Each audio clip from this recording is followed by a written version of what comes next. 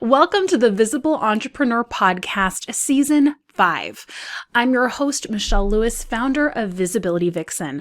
I've spent years studying color psychology, branding, visibility, and publicity, all geared to help you hit your goals faster than anyone else. I'm a TEDx speaker, Amazon best-selling author, and have helped thousands of entrepreneurs worldwide with their visual presence. This season, we're diving deep into color, why it's needed, how to use it in your branding, and how audiences subconsciously and physically react to it. My goal is to help you blow up your brand in the best way to attract your ideal audience subconsciously.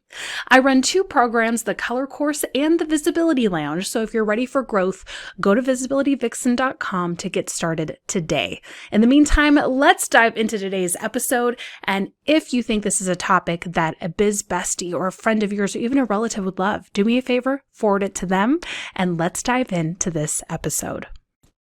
Hey, welcome back to The Visible Entrepreneur. I am so excited to be back for Season 5. Can you believe it? Sometimes I look back and see all of the episodes that we have been in together, and it just blows my mind.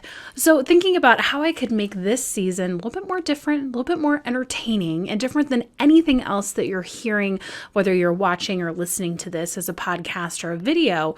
And I thought, I really need to dive deeper into color psychology in branding, because not a lot of people know about it in the first place, and secondly, aren't able to really teach it. And I think that the biggest problem with that is that it's one of the biggest reasons that the big brands sell. So we're having all this information thrown at us, be it on Pinterest or YouTube or business coaches, and we're not really sure what to do. So we might even look up on Pinterest and say like, okay, what does pink mean? But we get 500 different variations of what it could mean, and it really doesn't put us further ahead with our branding. So my goal with this season is to break down what I know so you can feel really confident about moving forward with your visual presence, because it's so much more than just your website, right? It's your brand photos. It's what you're wearing on camera every time you're interviewed. It's your press page. It's your funnels. It's everything. So if we don't have a really firm grip on color and why we chose it, you should be able to say it in one sentence in an elevator, just like you would your pitch or your mission statement or whatever. If we can't do that, then that's a big problem, right? So that's what we're going to be diving into this season. I cannot wait to dive into this. It's one of my favorite concepts. And just so you'll know the backstory, this is something that I've studied in a variety of ways. Film and television, that degree, as well as being on set for 10 years, was something that I picked up on. A degree in interior design, that taught me a lot about color. Studying natural medicine and how certain light frequencies are absorbed by certain healing plants for the body, as well as studies on my own I've done, specifically with color medicine and light theory, as well as color wheels in Native American culture. I have just immersed myself into this world, especially while building the color course, and it has taught me so much. If you're watching this on video, you're going to see I'm in a new office, and this is one that I've strategically put together with this knowledge that I have on color.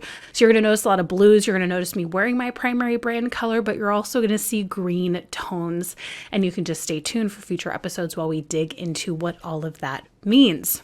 Okay, so today's episode, let's talk about the difference between branding and color psychology. Okay, if you want to dive into this further, I highly recommend taking the completely free color masterclass. You can find that at visibilityvixen.com/color masterclass. I will also link that below, whether you are watching or reading this. That's going to give you an even more in-depth perspective on this and help you start strategizing your brand colors or adjusting them, depending on where you are in the color wheel. Okay, so let's look at the definition of branding. According to entrepreneur.com, the marketing practice of creating a name, symbol, or design that identifies and differentiates a product from other products. That's according to entrepreneur.com. Very clear. It's something that you put together visually that differentiates yourself from other businesses, right? Specifically, usually when you look up branding, they say logo. So we can keep that in our minds. But what I started coming against back in the day was, okay, here are the questions that still need answering. Number one, how do I know for sure that my branding's going to attract my ideal client?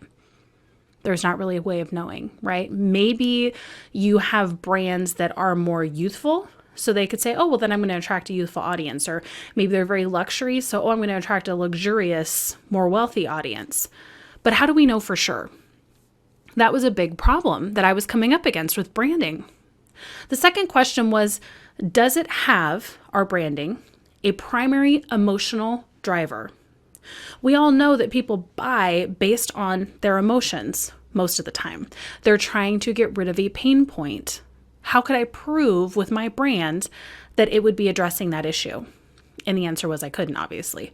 Number 3, does it physically hit the body? We want to make sure that we're evoking a physical response. How do we know that that's happening, right? And the last one would be, does it accurately reflect the business's persona or personality that they are trying to put out into the world? Those were the questions that kept coming up for me and ones that I couldn't answer. And before all this was together, I even had students that would struggle with this, and it was hard for me to really tell them.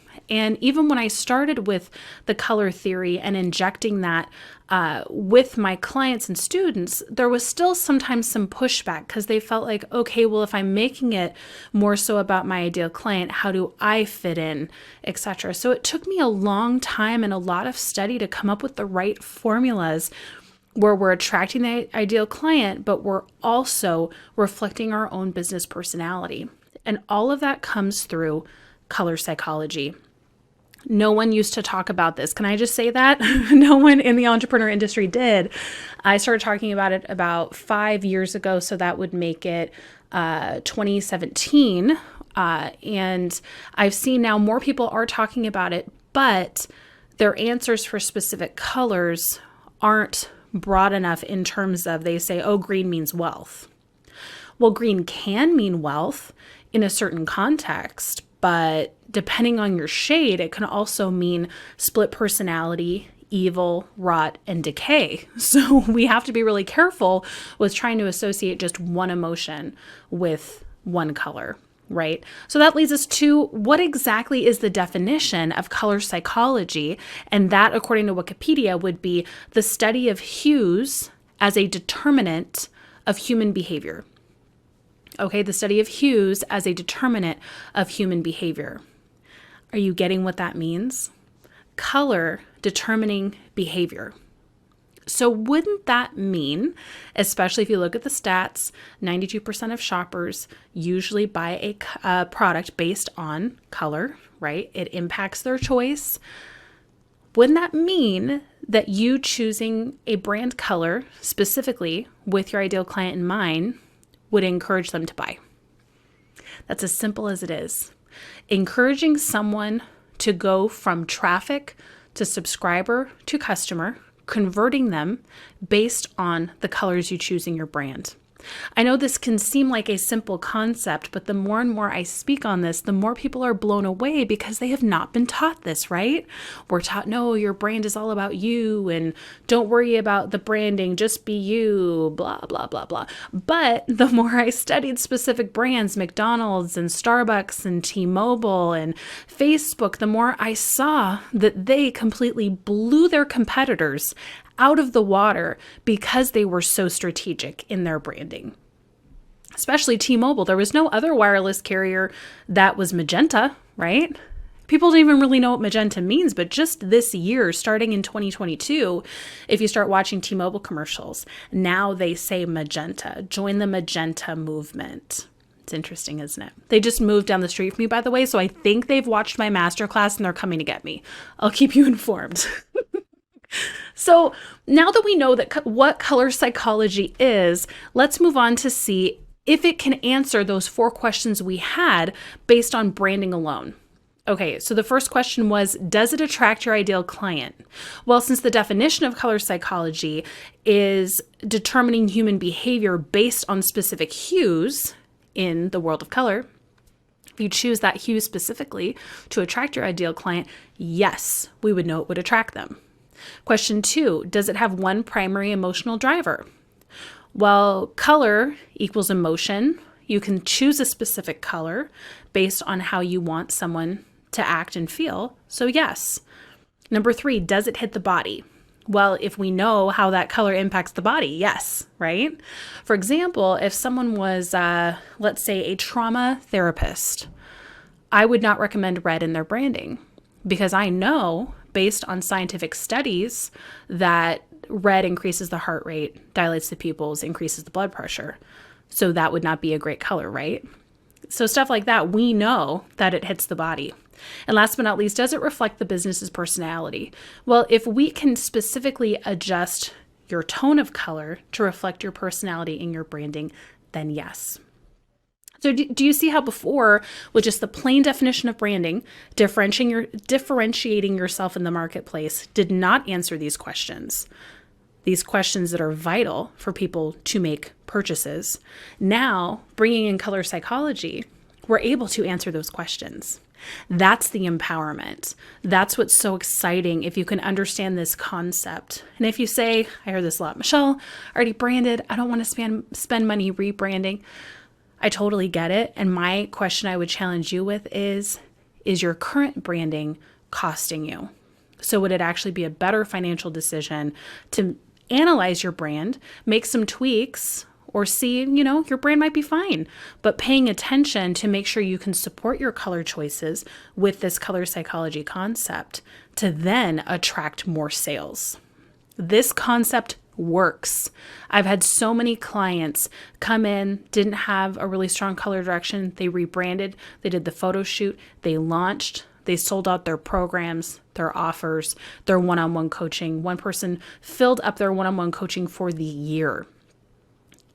This works. If your messaging is on point and you support that messaging with that brand color, that's the primary emotional driver of your ideal client, it works.